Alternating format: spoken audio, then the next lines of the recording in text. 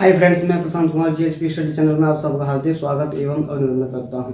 दोस्तों, मध्यकालीन इतिहास के क्रम में आज हमारा अगला लेक्चर है। इस लेक्चर में हम पढ़ेंगे मोहम्मद गौरी को, और पिछले लेक्चर में हमने पढ़ा था महमूद गजनवी के बारे में।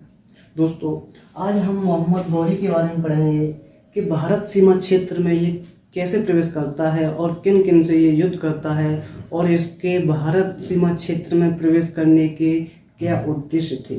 देखिए, पिछले लेक्चर में हमने पढ़ा था महमूद गजनवी को, और उसके हमने युद्ध जाने थे कि वो भारत में 17 बार आक्रमण करता है और 1030 ईस्वी में उसकी मृत्यु हो जाती है। देखिए, आज हमने मैप ड्रॉ किया है, इस मैप के माध्यम से हम समझेंगे। देखिए, ये भारत है। भारत सीमा क्षेत्र से दूर एक अफगानिस्तान था। अफगानिस्तान में एक क्षेत्र था गजनी। उस गजनी क्षेत्र में गजनवी साम्राज्य उभर के आता है और उसका प्रमुख शासन महमूद गजनवी बनता है। महमूद गजनवी यहाँ से भारत में 17 बार आक्रमण करता है और वो लगभग 17 आक्रमण विजय हो जाता है। फिर उसकी 1030 ईस्वी में मृत्यु होने के बाद गजनवी वंश में उसके उत्तराधिकारी इतने मौजूद नहीं हो पाते हैं कि वो अपने वंश को आगे बढ़ा सकें। इस अफगानिस्तान में ही एक क्षेत्र था गौर।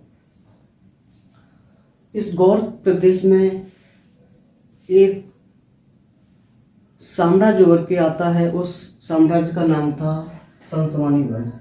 तो आज हम संसवानी वंश को जानेंगे और इसके बारे में हम ये जानेंगे कि इसका प्रमुख शासन कौन बनता है। देखिए, इसका हम परिचय देखते हैं कि संसवानी वंश का संस्थापक कौन था। देखिए, इसका संस्थापक कुतुबुद्दीन हसन था। कुतुबुद्दीन हसन के 6 पुत्र थे और 6 पुत्रों में से इसका प्रमुख शहाबुद्दीन मोहम्मद गौरी शासन बनता है। तो आज हम शहाबुद्दीन मोहम्मद गौरी के बारे में जानेंगे।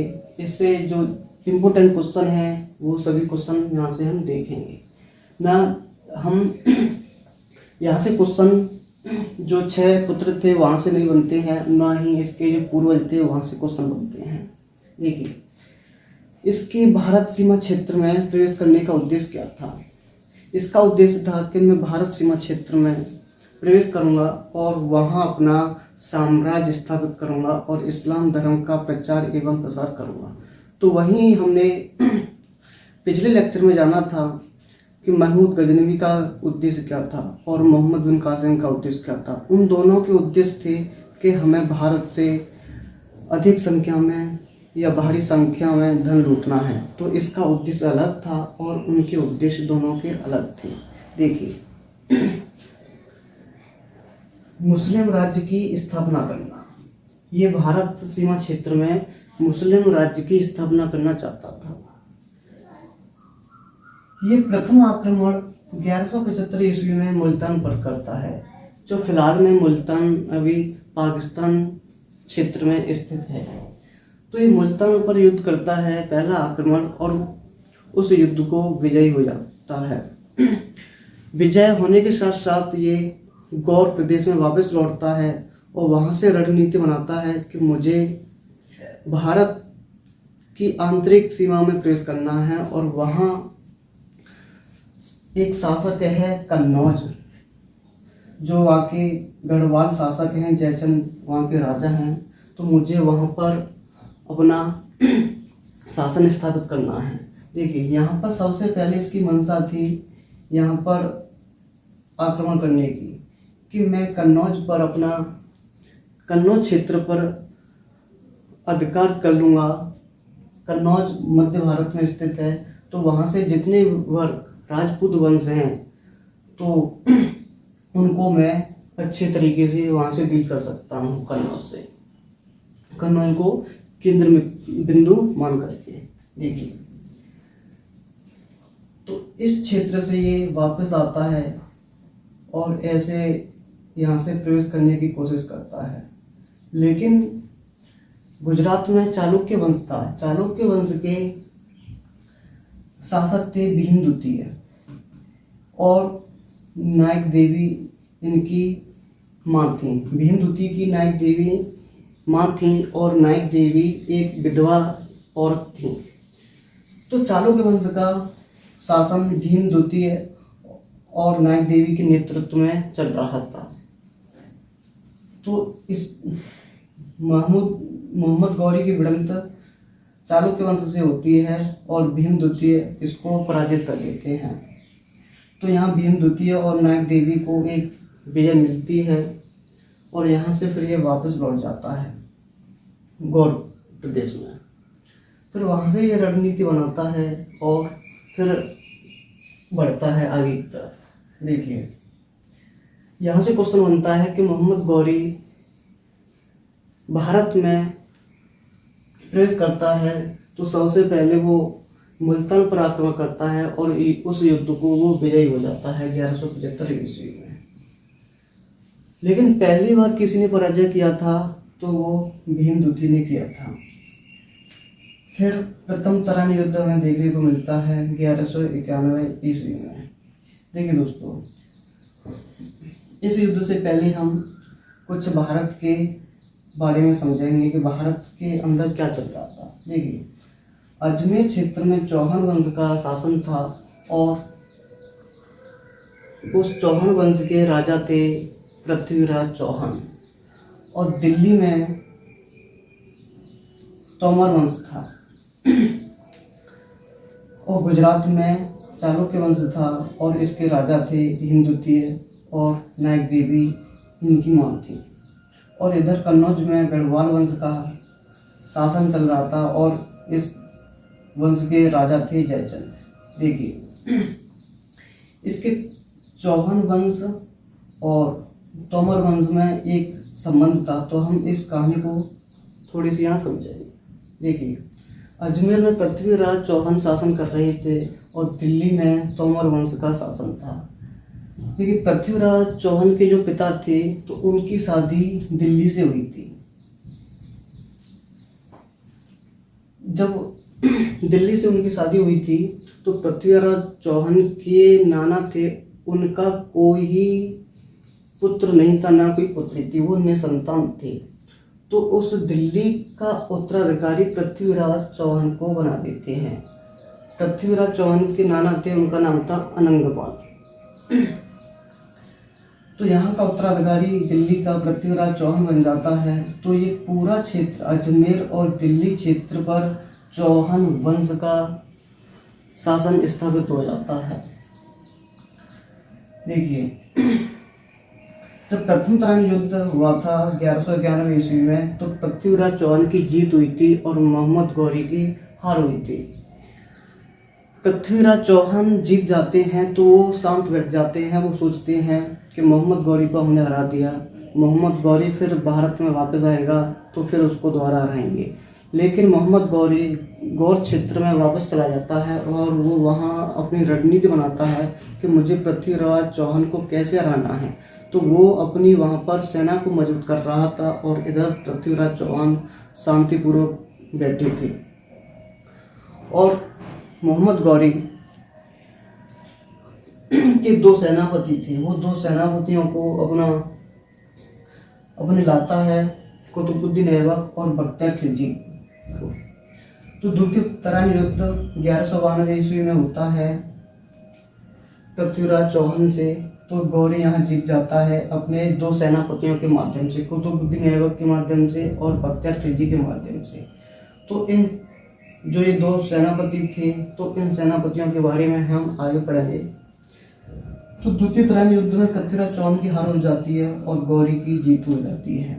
इसका मुख्य कारण था कि जो राजपूत वंश थे इनमें एकता देखने को नहीं मिलती है। जब पृथ्वीराज चौहान यहाँ पर युद्ध कर रहे थे तो इनकी सहायता ना तो जयचंद ने की थी और ना ही भीमद्वितीय ने की थी। तो यहाँ पर हमें इन राजपूतों में यहाँ पर एकता देखने को नहीं मिलती है और पृथ्वीराज चौहान की हारने की मुख्य वजह यही थी। फिर मोहम्मद गौरी भारत में मुस्लिम सत्ता को स्थापित कर देता है और अजमेर दिल्ली में अपना साम्राज्य पूर्ण तरीके से स्थापित कर देता है। दोस्तों, यहाँ एक छोटी सी कहानी हमें देखने को मिलती है। कहा जाता है कि पृथ्वीराज चौहान जब हरा दिए थे तो मोहम्मद गौरी ने उनको बंदी बना लिया था और अजमेर में रखा था।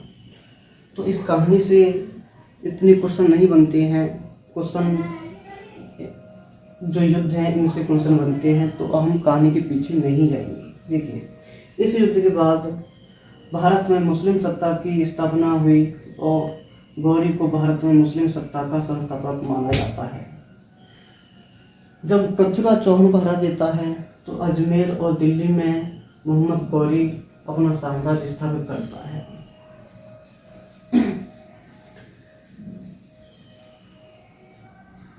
फिर वो यहाँ से